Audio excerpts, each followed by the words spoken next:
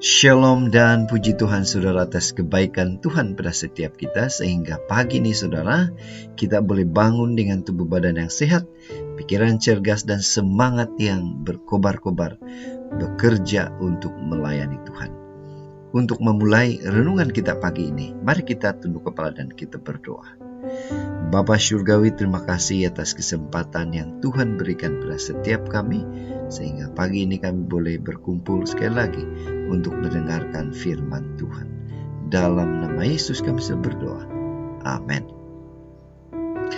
Saudara dan saudari yang dikasihi dalam Kristus, tajuk renungan kita pagi ini ialah jadikan sikap mengampuni itu budaya hidup. Mengapa saudara dan bagaimana kita boleh melakukan ini? Firman Tuhan di dalam Matius 18 ayat 22 mengatakan, Yesus berkata kepadanya, "Bukan, aku berkata kepadamu, bukan sampai 7 kali, melainkan sampai 70 kali, 7 kali." Saudara, jika kita membaca keseluruhan ayat ini di dalam buku Matius 18 ayat 21 sehingga 35, ini merupakan perumpamaan Yesus tentang mengampuni yang bersama dengan Petrus pada ketika itu. Sebuah ilustrasi. Orang itu telah menyakiti hati saya, mengecewakan saya, berbuat yang tidak baik kepada saya, dan juga berbuat tidak baik kepada keluarga saya. Bahkan dia berulang-ulang kali melakukannya. Jadi, haruskah saya mengampuni dia? Saudara, mungkin saja pertanyaan ini seringkali terlintas di hati kita, bukan?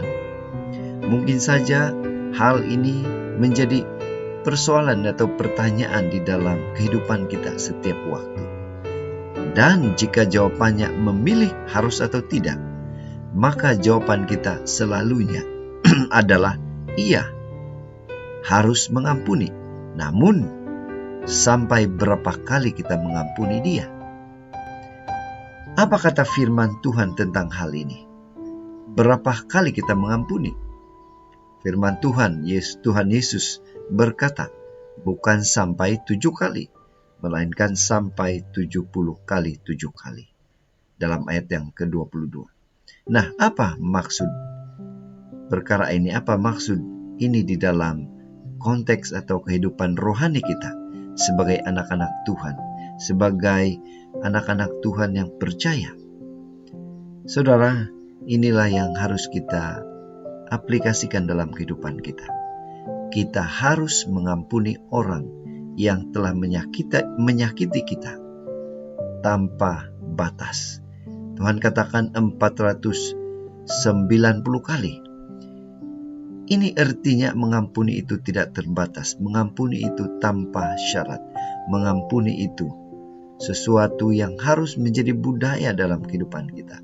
Jawaban Yesus kepada Petrus ketika Petrus menanyakan berapa kali ia harus mengampuni saudaranya, bukan menunjukkan kepada kita berapa banyak ia harus mengampuni, bukan sebanyak 490 kali. Lalu sesudah itu kita stop mengampuni. Saudara, apakah itu maksudnya? Apakah setelah kita mengampuni 490 kali, kita stop? Sudah sampai limit atau sudah sampai batas? Saudara, sebaliknya, di sini Yesus mengajarkan kepada kita untuk menjadikan tindakan mengampuni itu sebagai suatu kebiasaan, suatu budaya dalam kehidupan kita. Mengampuni terus, perbuatan yang dilakukan berulang-ulang, tindakan yang kita lakukan berulang-ulang. Saudara dan saudari yang dikasihi dalam Kristus, dalam hal ini, mengampuni, perbuatan yang mengampuni ini harus diulang-ulang, menjadi kebiasaan dalam kehidupan kita. Dan mengampuni ini pastinya akan menjadi sukacita jika kita menjadikan ia sebagai gaya hidup kita, jika kita membudayakan itu dalam kehidupan kita setiap hari. Itu makanya tindakan dan budaya ini sebenarnya di tangan atau pilihan di tangan kita. Saya mengajak dan saya memanggil semua kita. Melalui renungan pagi ini, mari kita ingatkan diri kita untuk jujur, untuk melakukan itu dengan penuh sukacita. Melakukan pengampunan itu tanpa syarat, tanpa batas. Karena itulah tindakan Tuhan. Karena inilah karakter dan sifat Tuhan. Bila mana kita berdosa, Tuhan itu tetap mengampuni bila mana kita datang kepada Dia.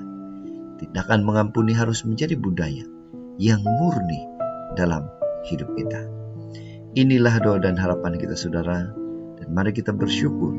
Berterima kasih pada Tuhan karena Dia akan memberikan kemampuan, kekuatan kepada kita untuk terus boleh mengampuni tanpa batas dan syarat.